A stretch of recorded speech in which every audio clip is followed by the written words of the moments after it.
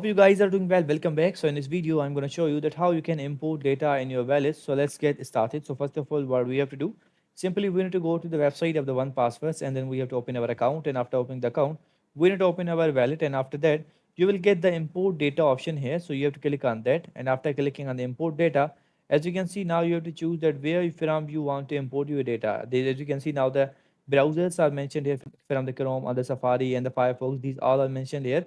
If you want to add a different if you want to add a different browser, you can also do that. The password managers are also mentioned here somewhere else. If you want to add from anywhere else, you can also do that, like the memorize password, pen and paper, spreadsheet, cvc file. I don't see my option.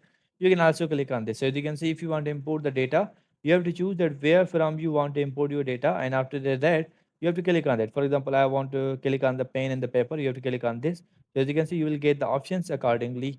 So in this way you can import your data in your wallet. I hope you guys understand this video that how you can do this. So see you guys in the next video.